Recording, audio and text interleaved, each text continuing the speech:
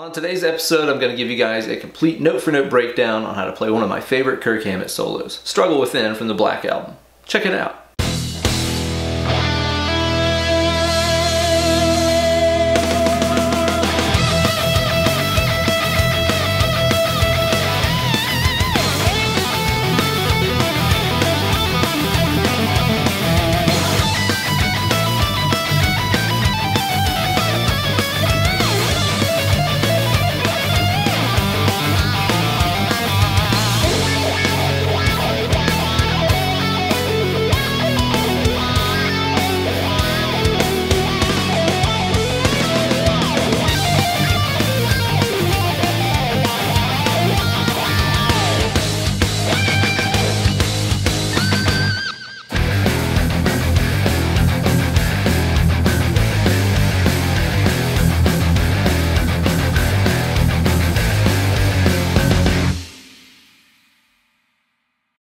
Hey there kids, and welcome to a brand new installment of Weekend Wankshop here with your good buddy, Uncle Ben. You know guys, I was scrolling through the old Weekend Wankshop lesson archives the other day, and I was absolutely stunned to find that I've never given you guys a lesson on how to play any Kirk Hammett solo in its entirety. So I figured what better way to start righting my wrongs than giving you guys a lesson on how to play one of the coolest Kirk Hammett solos of all, Struggle Within. This solo is covered in a lot of Kirk's trademarks like his pentatonic stuff and his Y use, and I was surprised to find it's actually not really as hard as it sounds. But before we get into it, let's hear it again at step-dad speed.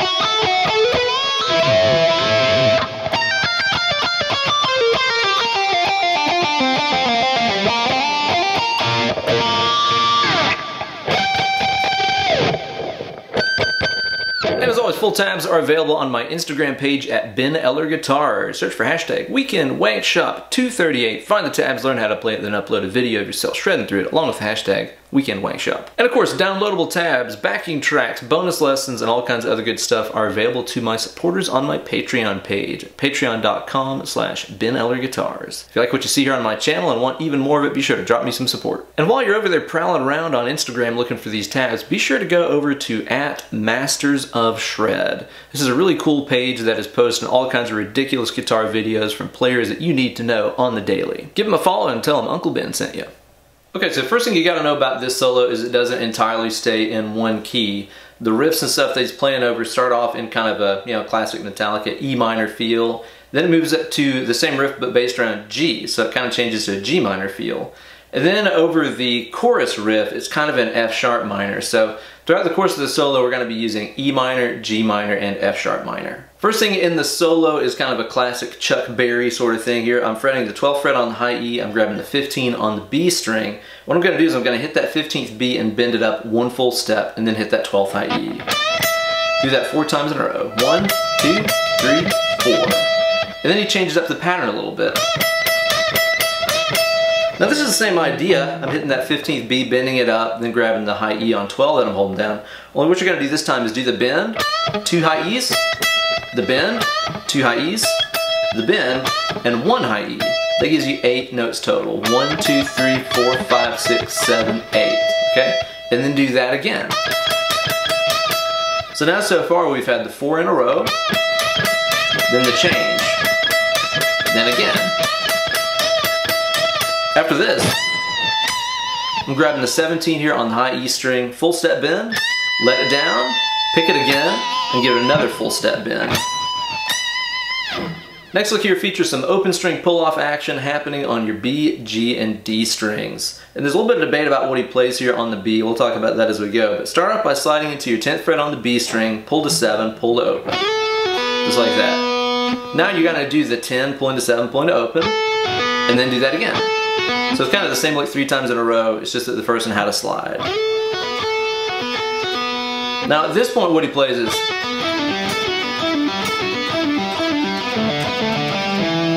so this is me playing that same lick on the B string, 10, pull into 7, pull into open. Then on the G here, I'm going to play 9, pull to 7, pull to open. Do that again. Do it a third time. So now you've done, sounds like a Wolf Mother riff or something. And then at this point what you're going to play is the same lick on the G string again, 9, pull to 7, pull to open. Then play the same thing on the D. Then do that lick on the D again. And then you cap this off by playing the 5 on the D and the 7 on the A. So that's kind of confusing. This entire section starts with the pull-off lick here 3 times in a row. 2, 3. Then we do the repeating stuff. B, G, B, G, B, G, G, D, D. Like that right there. Now the debate I was talking about what he plays on the B string, sometimes I see people play this, like using the G note here on fret number 8 and no open string at all. And it's kind of interesting. If you watch the Year in the Life of Metallica thing, there's some studio footage of Kirk recording this solo, and you can definitely tell he's doing the pull-offs to the open string because you see his first finger come off of the string like that right there. But whenever you take the track and listen to it really slow, as he gets like further into the lick, like when he's doing the alternation between the B and G strings, it does kind of sound like at one point you hear like that, 1, 2, 3, 1, 2, 3, like triplets, you know?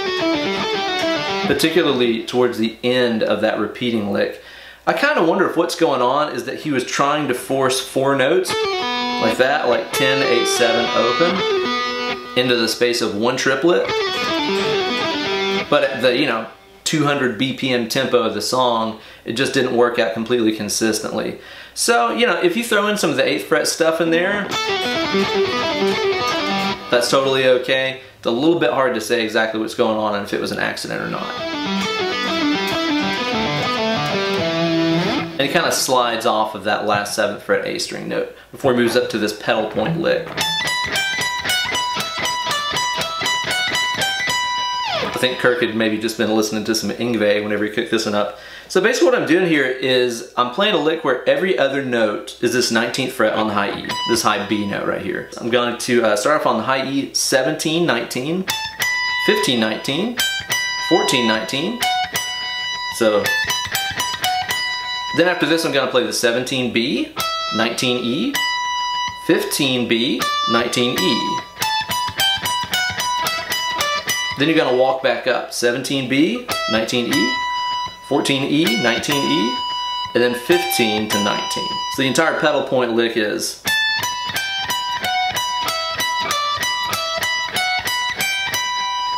And whenever I play those kinds of licks, I don't necessarily think of it as 17, 19, 15, 19, 14, 19. I don't really think of it that way. I just think of the descending melody that he plays.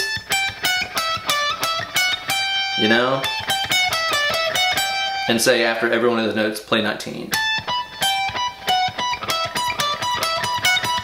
Makes it a little bit easier to organize in my brain pan. And I want to point out too the odd choice that it was of Kirk to play that lick that way, considering that the riff that's going on behind it is definitely in like a G minor feel, with that G, A, and B flat being played.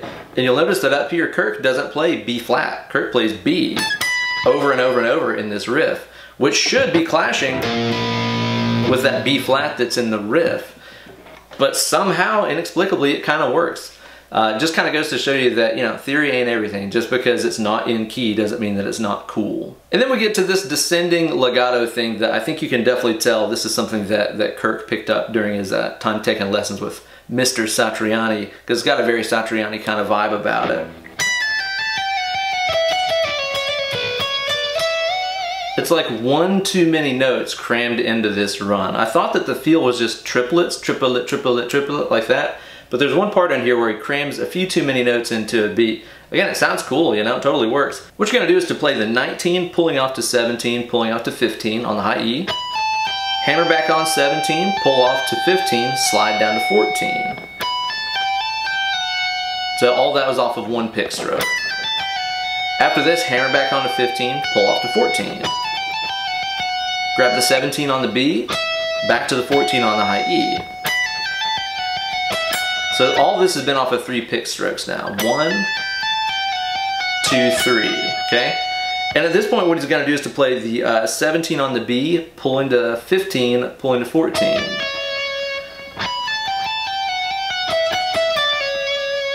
The way that phrase is played is kind of like he rushes the first couple of notes and then decelerates a little bit whenever he plays these to make them fit over the beat. It's kind of odd. Again, it's really hard to hear at 200 BPM unless you slow down the audio, which you can do right here on YouTube under the speed settings or whatever it is. You can slow it down and hear how these notes kind of fall all over the beat. It's hard to nail the timing exactly right, but give it a few listens and you'll figure it out. Next lick right here is really frantic and has a lot of pull-offs and slides and everything.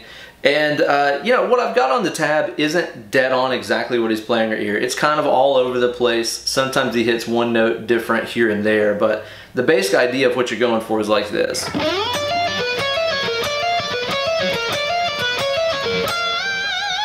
So what you're going to do here is to start by sliding into the 16th G with your middle finger, and then you're going to do a little hammer-on pull-off action here on the 15 and 18 on the B string. And then play that 16 G again.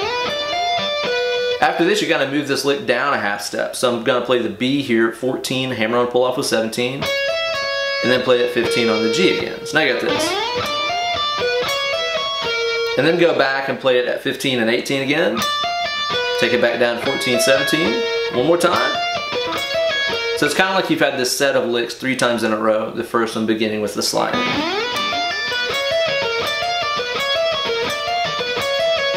And cap that off by playing the 18 on the B string with a full step bend. After that, we're going to jump down here to the big frets and play this very like Billy Gibbons ZZ Top sounding phrase in G minor pentatonic. What I'm doing here is I'm playing the 5 on the D string, pulling to open, then do that again, then play the 3rd G with a slight pinch harmonic, and then on the D string play 5, 3, pull to open. After this, play the 3 and 5 on the D, 3rd G with a pinch, and then the 5 on the D, and he slides off. So that should sound something like this. So now that you're done with that G minor section, the rhythm guitar changes to the chorus riff, which is in F sharp minor, and Kirk responds by jumping up here to the 14th position, F sharp minor pentatonic scale, and engaging his favorite toy of all, the wah pedal. Kirk has a signature wah through Dunlop that you can get that I'm sure is awesome, but I am using my adorable little Crybaby mini wah, which is awesome and packs all the usual Crybaby punch, but just takes up a little less space on the board. Really cool. Now what we're doing here first is playing the G and B on 14 with some aggressive downstrokes. You're going to play that 7 times in a row. And with every swipe through the strings, give the wah a little toe down touch to give it that vowel movement. Notice too that he doesn't just simply let these ring into each other. In between every swipe, he kind of silences them a little bit with the right hand. Before he plays 16, pulling to 14 on the D, then back to that 16 on the D string.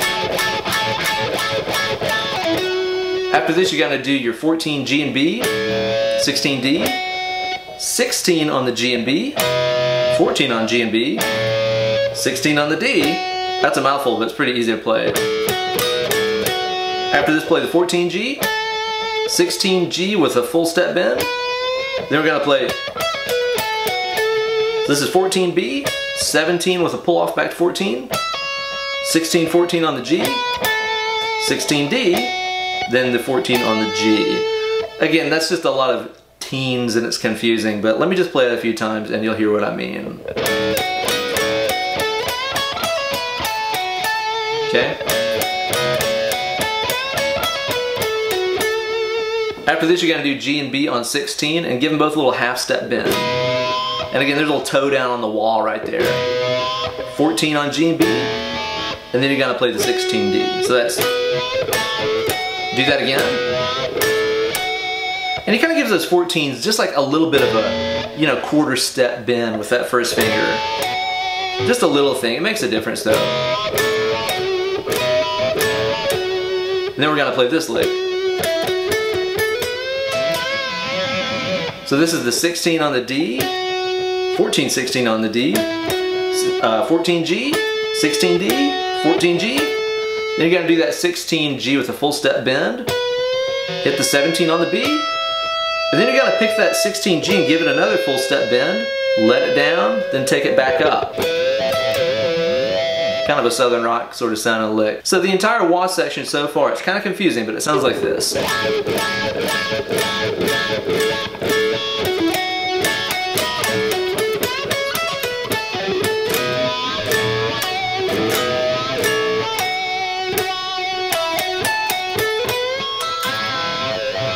And that is it for the F sharp section with the wah on it. Next is where the guitar riff in the back moves back to G, and he responds by going back to a G minor pentatonic feel this time. It's really going to help you to visualize this scale pattern as you play through this. It's kind of a G minor pentatonic with a little extension right there, rather than playing the B flat note up here, which is kind of inconvenient. Like a lot of players, Kirk will slide down a whole step on the A string to make that a little easier to get. So the pattern that we're using here is like 18-15, 18-15, 17-15, 17-15. Here's the 3-note one, 17-15, 13-15. That's a really handy position to know for any minor pentatonic scale, because nobody likes playing the low E string, you know, both notes on it that high up. Nobody likes that. It's much cooler to do it that way.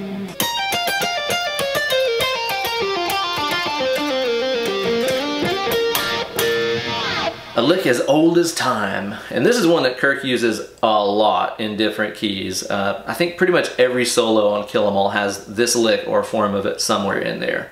Basically, it's kind of a descending threes idea going through the minor pentatonic scale in triplets. So what we're going to do first is play the 18 on the high E, pulling off the 15, and by the way, he's still got that wah pedal engaged right here. Not doing too much with it, just kind of sweeping through it slowly. So I'm going to play the 18, pulling to 15, 18B. So that was 3 notes, right? 1, 2, 3. Now he's going to go back to the 15 on the high E string and play the 18 on the B, pulling to 15. So it's kind of like 1, 2, 3, and then go back a note. 1, 2, 3. 1, 2, 3, 1, 2, 3. Okay? Next, what he's going to do is to play that 18 on the B again, pull to 15. Then you got to play 18G. This is the only time he ever touches that note. That's that flat 5, that little blues scale note right there. Go back to 15B. And then on the G, play 17, pulling to 15. So now you got this. Notice that the pick isn't really working hard throughout this.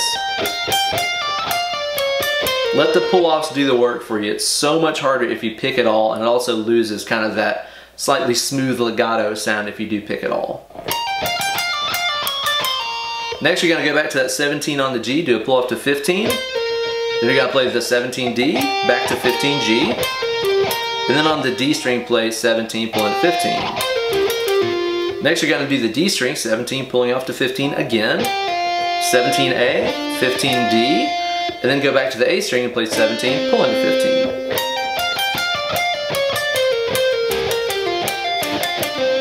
At this point is where we're going to utilize the extra kind of wing we put on the scale over here. So this is 17, pulling to 15, sliding to 13. And then you're going to play 15, pull into 13, and then the 15 on the E. So now you got...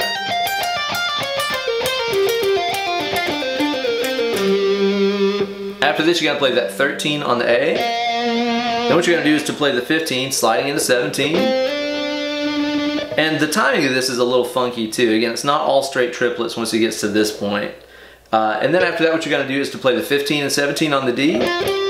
15th G, and then the G and B on 15, 2 times with a slide off there at the end. And again, notice giving that wah a little toe down right there to emphasize those notes. I'll try to play it a little bit slower here and in time so you can hear what I mean about that deceleration towards the end. Again, it's after you reach the bottom and start coming back up the scale.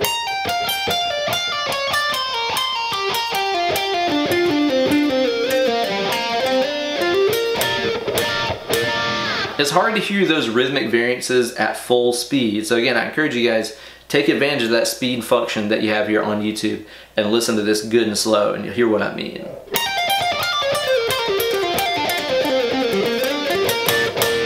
So for the last part of the solo here, Kirk jumps into the holes in the rhythm guitar riff to do these unison G bends and then a really high G bend up top. For the unison bend, start by playing the 15 on the high E and the 18 on the B string at the same time, and then bend that B string up a whole step. Hit them again while you're holding the bend, and then again, and then again. So it's 4 times. I go down, up, down, up. And it sounds like, you know, due to the kind of screechy sound that the bend has, I think he's kind of applying some vibrato as he holds that bend. It's kind of the classic thing to do to make those bends really scream. And then the last one is a monster 1.5 step bend from the 24th fret on the high E string. If you're playing a 22 fretter like a Les Paul, I pity the fool. Maybe you could do some kind of cool, you know, pinch harmonic that sounds like that high octave G. But you know, Kirk's guitar has 24 frets on it, so he's taking advantage of that. So what we're gonna do there is to hit that 24th fret on the high E string and quickly bend it up 1.5 steps to a high G note. And as you hold the bend, pick it 2 more times. And then just kind of slide off the string. And that should be the entire solo. So let's kind of break it down here one more time. Starting off in E minor, no wah on this, doing our Chuck Berry bends.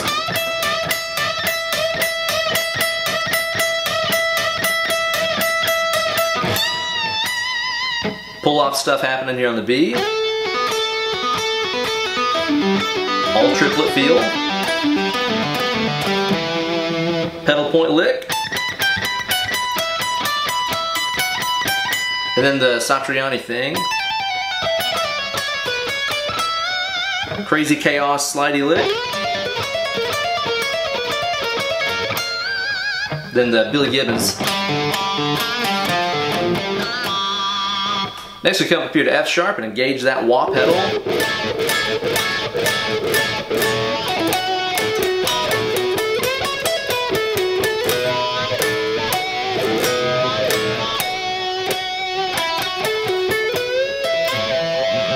G minor pentatonic descending 3s.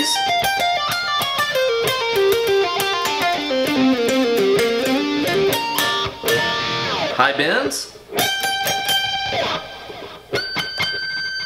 And that's all she wrote. Again, really cool solo. I feel like if you're wanting to learn a lot of Kirk's signature tricks, that's probably a great one to start with. The wah pedal stuff, the pull-offs to open strings, the kind of reliance on using legato rather than picking every note, and of course the pentatonic descending 3 stuff are all things that you'll use in like dozens of Kirk's other solos. So if you can master this one, you have the skills that you need to play a lot of his other ones too. Thanks a bunch for watching. Be sure to let me know in the comments below what other classic Metallica solos you'd like to see broken down here on future installments of Weekend Wankshop. Be sure to like this video and subscribe to my channel for new videos coming at you every single week. Ring the bell for notifications. Follow me on Instagram at Ben Eller Guitars, on Facebook at facebook.com/UncleBenEller. And if you like what you see here on my channel and want to say thanks and get more good stuff, be sure to support me on Patreon at patreon.com/Ben Eller Guitars. Thanks again so much for watching. Now get away from your phone or tablet or computer or whatever it is that you're staring at. Pick up that guitar and get to practicing. This one's going to take some work. Less clicking, more picking.